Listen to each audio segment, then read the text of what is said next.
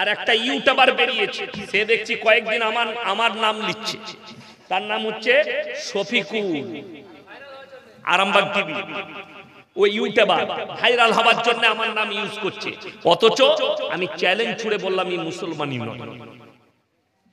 আমার 15 থেকে 20 বার চ্যালেঞ্জ ছুড়লাম, সে হারামখোরের হিম্মত নাই আমার সঙ্গে বসে। আমি বলেছি তুমি আরামবাগ থানায় বসো। আরামবাগ থানার আইসি যিনি আছেন বড় বাবু, আমাদের গলসি থানায় ছিলেন শ্রী রাকেশ সিং মহাশয়, আমাকে ভালো করে চিনেন। আমি এই বছরই আরামবাগ টাউনে জলসা করে এসেছি। যদি হিম্মত থাকে আমার সঙ্গে আরামবাগে বসার ডেট করো, প্রশাসন থাকবে, আমি বসবো। যদি না হয় আমার গলসি থানার ওসি ভদ্র মানুষ অরুণ সোম, দারুণ ভদ্রলোক, পরশু আমার সঙ্গে ফোনে কথা হলো একটা বিষয় নিয়ে। আমি কথা বলবো, তুমি আমার গলসি থানায় যে কোনো হলে কেউ টাচ করবে না, তুমি জটা পারবে নিয়ে আসবে। আমার 100টা ইউটিউবার থাকবে, লাইভ চলবে, পৃথিবীর লোক দেখবে। আমি 10 মিনিটের ভেতরে প্রমাণ করাবো ওটা মুসলমানই নয়। আমার জন্য বলেছে এ টিএমসি টিকিট নিতে চাইছে। ওরে হারামখোর, আমি চোর লয় যে আমাকে টিকিট লাগবে। আল্লাহ হালাল রুজি দিয়েছে, মাদ্রাসা চালায়, মাদ্রাসায় আছি, লোকের সেবা করছি। হ্যাঁ, সে যে দলেরই নেতা হোক, সে যদি ভালো কাজ করে আমি তার পক্ষে আছি। আর যে দলেরই নেতা হোক, সে যদি ইসলামের বিপক্ষে বলে আমি তার বিরুদ্ধে। আপনাদের মুর্শিদাবাদের এক হারামখোর নেতা এই বছরে হেরে গেছে। আমার সঙ্গে জলসায় ছিল বেলডাঙ্গার মাটিতে, জলসার স্টেজে, মাদ্রাসার জলসা, 10 লক্ষ টাকার চেক দিয়েছে মাদ্রাসাকে। এবং কি বলেছে জানেন? নমস্কার ভাই, ইসলাম হচ্ছে শান্তির ধর্ম। ওই হারামখোর বলেছে, এখন বলছে মাদ্রাসায় সন্ত্রাসবাদী তৈরি হয়। কত বড় দুঃখের কথা, কথাটা বুঝতে পারেন? অথচ একে আপনারা ভোট দিয়ে জিতিয়েছেন, আজকে হারামখোর হেরে যাওয়ার পরে আর ভাষা পাল্টিয়েছে। তোমার মতো নেতা আমার পাল্লায় পড়লে জুবানকে টেনে ছিঁড়ে দেবো, মাদ্রাসার বিরুদ্ধে কথা বলবে।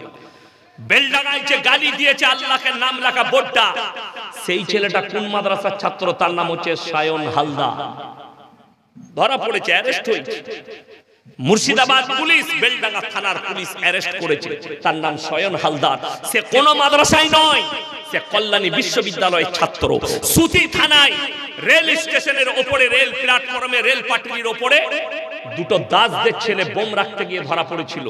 শফিকুল হারামখোরকে বলো যে তোর চ্যানেলে দেখাইছিস এরকম একটা প্রুফ দে। শুধু তাই নয়, বারাবাঙ্কি জেলা, উত্তরপ্রদেশ, বাচ্চা বাচ্চা দুটো বেরেলিদের মাদ্রাসার ছাত্র, তারা রাস্তায় আসরের পরে বেরিয়েছে। হারামখোরের আওলাদরা বাচ্চা ছেলেগুলোর মাথায় চর মেরে বলেছে জয় শ্রীরাম কাহো। ভাইরাল হয়েছে। এই আরামবাগ টিভি হারামের আওলাদ শফিকুলের হিম্মত নাই এটা দেখায়। আমি বলে যাচ্ছি, শোনো, श्री राम जी इतना छोटा हो गया कि लोग को मार के बोलना पड़ पाए कि बोलो, लेकिन अल्लाह के कृपा से हमारे रसूल छोटा नहीं है, हमारे रसूल ऊंचा है। जरूर बोल सुभान अल्लाह। हम किसी को नहीं कहते, अगर तुम्हारा दिल चाहा तो हमारे रसूल से मोहब्बत कर लो। जरूर बोल सुभान अल्लाह। और तुम कितना भी मरते रहो, हमारे बच्चे को मारो, हमारे जैसे मौलवी को पीटो, तुम हमको मार कर बुला सकते हो, लेकिन हमारे दिल और दिमाग से अल्लाह और रसूल के मोहब्बत नहीं मिटा सकते। এরা মিটাতে পারবে? কথা বলে, মুখে বলছো, লজ্জা লাগে। अरे तुमको देखकर तो श्री राम जी को शर्म आती होगी कि ये हमारा भक्त है, কিন্তু আমরা মৌলবীরা বক্তব্য দিই। আমি কালকে বলেছি, হরিহর পাড়ার মাটিতে কোরআনে আছে, ওয়ালা তাসুবুল্লাযীনা ইয়াদউনা মিন দুনিল্লাহি ফায়াসুবুল্লাহ আদওয়াম বিগাইরি ইলম।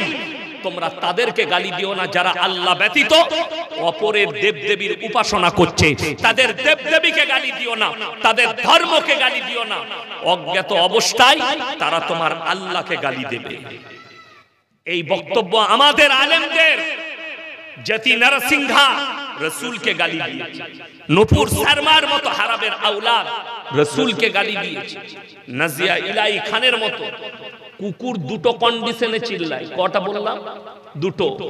হয়তো পাগল হয়ে যায় তখন চিল্লায়, তা না হলে পেছনে মালিক থাকলে তখন চিল্লায়। আপনি সকালবেলায় বহরমপুরে চলে যান, গঙ্গার ধারে অনেক বড় লোক দেখবেন কুকুর নিয়ে মর্নিং ওয়াক করতে বেরোয়, যাচ্ছে, হাতে কুকুরের চেনটা ভরা আছে, দামি কুকুর। সে কিন্তু লোক দেখলে কি করে? করে না? করে না? সে জানে মালিক আছে, আমাকে কিছু করতে পারবে না। আচ্ছা, রাস্তার কুকুর চিল্লায় শুধু শুধু? একটা সুস্থ মস্তিষ্কের কুকুর চিল্লাবে না। সে জানে আমি যদি একে চিল্লাই, হয় পাথর মারবে না হলে লাঠি মারবে। মালিক নাই। তো দুটো কন্ডিশন, হয়তো এই কুত্তাগুলো পাগল হয়ে গেছে, তা না হলে এদের গলায় কেউ পাট্টা ঢেলেছে, এদের গলার রশিটা ধরে কেউ দাঁড়িয়ে আছে, তার কারণে আমার রাসূলকে গালি দিচ্ছে। আপনাদেরকে প্রমাণ দিয়ে যায়, নূপুর সারবার মতো হারামের আওলাদ আর যারা বলছো শিক্ষিতরা, আল্লাহ নবী সাল্লাল্লাহু আলাইহি সাল্লাম 6 বছর বয়সে মা আয়েশা সিদ্দিকা রাদিয়াল্লাহু তাআলা আনহাকে বিবাহ করলেন। 9 বছর বয়সে তিনি সংসার শুরু করেছেন। এটাতে অনেক জনের আপত্তি। আচ্ছা, আমি বুঝলাম আল্লাহ রাসূল সাল্লাল্লাহু আলাইহি সাল্লাম বিবাহ করেছেন যেদিনে ইসলাম এনেছেন, আজ থেকে 1444 বছর আগে। কত বললাম? 1444 বছর আগে। কিন্তু আপনাকে অত দূর নিয়ে যাব না। ঈশ্বরচন্দ্র বিদ্যাসাগর সেদিনকার কথা, তিনি যেদিনে বিবাহ করেছেন, তেনার স্ত্রীর বয়স ছিল মাত্র 8 বছর। কত বললাম? 8। কবিগুরু রবীন্দ্রনাথ ঠাকুর যেদিনে বিবাহ করেছেন, ওনার স্ত্রীর বয়স ছিল 11 বছর। যেদিনে বঙ্কিমচন্দ্র চট্টোপাধ্যায় যেদিনে বিবাহ করেছেন, তিনার স্ত্রীর বয়স ছিল 5 বছর। अगर अपने बाप की औलाद है तो इन सब को बलात्कारी बोलकर दिखा। हम कुछ नहीं करेंगे, मुसलमान कुछ नहीं करेगा, तेरे ही खानदान के लोग तेरे जुबान उखाड़ लेंगे। আমাদের আপত্তি নেই, আমরা মুসলমানরা আপত্তি করি না, আমাদের মৌলবীদের কোনো আপত্তি নেই। কিন্তু তুমি বলছো এই মাদ্রাসায় আপনি একটা দলিল দেখাতে পারবেন না। অথচ দুঃখের সঙ্গে বলছি, যাদবপুর বিশ্ববিদ্যালয়ে 6 মাস আগে একটা ছেলে আত্মহত্যা করেছে। হোস্টেলের মধ্যে মিডিয়া পৌঁছেছে, প্রশাসন পৌঁছেছে, যাচ চলছে, এখনো কেস চলছে। ওই যাচের সময় ক্যামেরা চলেছে। নিউজ 18 বাংলা খবর সম্প্রচার করছে, এবিপি আনন্দ রিপাবলিক। এটা দেখুন, এটা যাদবপুরের বাথরুম, হোস্টেলের বাথরুম।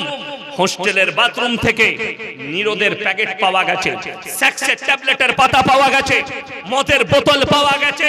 এটা একটা কলেজ আর ইউনিভার্সিটির কথা বলছি, যাদবপুর বিশ্ববিদ্যালয়ের কথা। তুমি আমাদের একটা মাদ্রাসার মক্তবের ছাত্র ওইখান থেকে পাবে না। জোরে বলুন সুবহানাল্লাহ। মাদ্রাসায় ওই শিক্ষাই দেওয়া হয়, এরা জিনার শিক্ষা দেয়। তারা ক্যামেরা লাগাতে বাধা দিয়েছে প্রশাসনকে, কলকাতা প্রশাসনকে। ক্যামেরা লাগাতে পারবে না কেন? এরা জানে স্টুডেন্ট গুলো ক্যামেরা লাগিয়ে দিলে আমরা জিনা করতে পাবো না, আমরা ডান্স করতে পাবো না, আমরা মদ খেতে পাবো না। অথচ কোরআন 1444 বছর আগে আল্লাহ রাব্বুল আলামিন বলে দিলেন, হে আমার নবী, পৃথিবীর মানুষকে জানিয়ে দাও, ওয়ালা তাকরাবুজ জিনা ইন্নাহু কানা ফাহিশা ওয়া সাআ সাবিলা। ব্যভিচার করা তো অনেক দূরের কথা, যে রাস্তায় ব্যভিচার হয় সে রাস্তার ধারে পাশে তোমরা যাতায়াত করো না। জোরে বলুন সুবহানাল্লাহ।